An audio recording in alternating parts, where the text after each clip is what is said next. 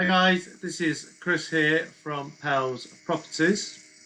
In this short video, I'm just going to talk about the house price data. Okay, so let's talk about the house price data. People think the house price go up more in the south than they do in the north. People think that house prices crash all the time. People think it goes up all the time, and people think different things at different times. People forget that when we're in a rising market, we forget it ever fell. And when we're in a falling market, we always forget that it ever went up. But it does all of these things. So what normally happens is that you get 6 to 8 years of flat, and then you'll get 8 to 10 years of growth. Now, I don't have a crystal ball, so you don't go out and say, Chris says you're going to get 6 to 8 years of flat, and then we're going to have 8 to 10 years of growth. This is just on an average. So when the north and south divide, in the north of England, from 83 to 1990, the north had a 107% increase, whereas in the south it had a 118% increase. But the next decade, England and North was only 19% increase, where the South, as you can see, was a 46% increase. But then over time, the next decade after that, it's a 102 increase in North of England and 75% increase in the South. So the North wings that one. But over time, they will go up the same.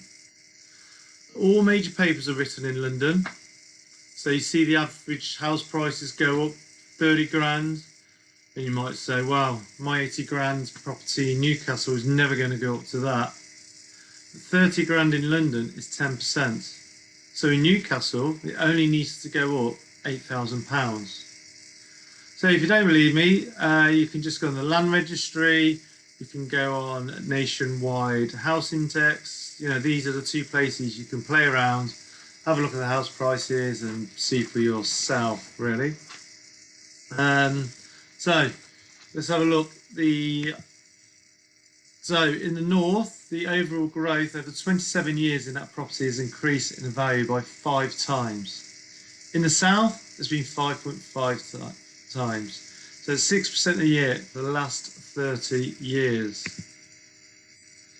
So this little blue line we're looking at, this is your 3,800 property back in 1969, and then in 2018 we can see that it's gone up to £215,500.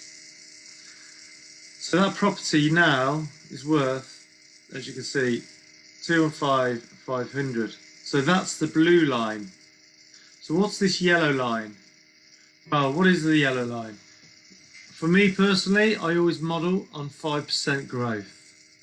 So if you think that's cautious, well, it is. But you can see that by being cautious at 5%, that it's way off from the blue line. So if you look at the difference, this growth at 5% is 12,574, where in reality, the whole growth of the property is a massive difference from £250,500. So the banks don't think the base rate will go up over 30% over the next 30 years. But again, they don't have a crystal ball either. So no one can actually guarantee that.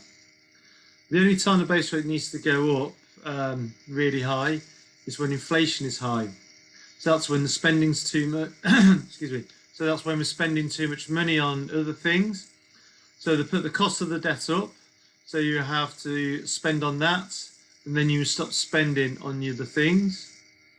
So the good thing for landlords is it's not fun for having high interest rates to be at 10%. But if inflation is high, then your properties are going to go through the roof.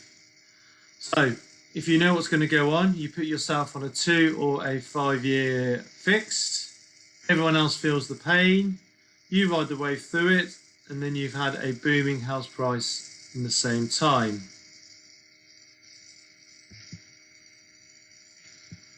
But then we look at the housing rising market. First it generally goes off in London, and then it will be out of London, and then the southeast, and then it goes to the southwest. So on the charts, if you look at London, here we are, it goes up 66.9% for a 9-year period. Then it's the outer metropolitan, that's 54.8%, and then East Anglia, which is going up at 41.1%. And after that, it's the outer southeast at 43.8%. You've got the southwest as 34.6%. And that's how it rises at first, and then it will go up north. So next after that, it goes to the Midlands. You've got the east and west at 31.3 and 34.1. And then it slowly moves up to the northeast and northwest. So you've got the Manchester corridor.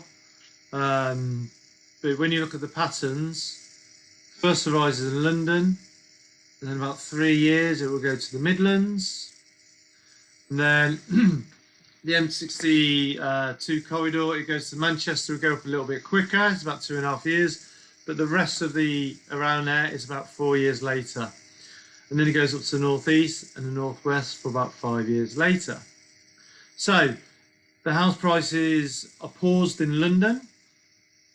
About 3 years later, they're going to be paused in the Midlands.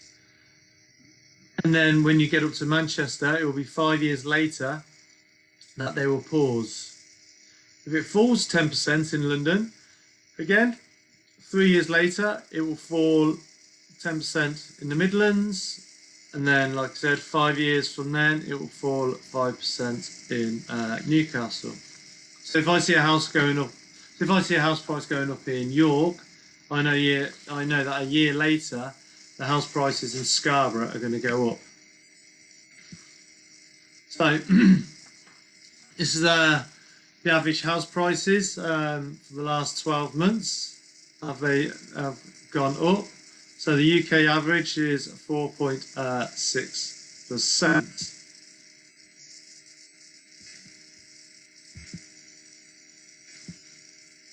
So in the last 85 years, it's been going up 7.9%. What I've been saying, if you model at 5%, then this will always keep you under the average, and it is conservative, but it's a very, very good way to model on 5%. Like I said, there's no crystal ball.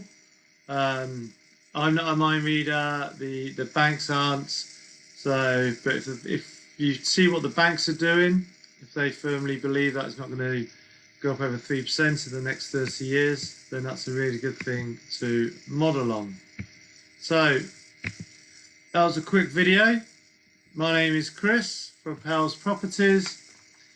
Invest with knowledge, invest in yourself, create your dream life.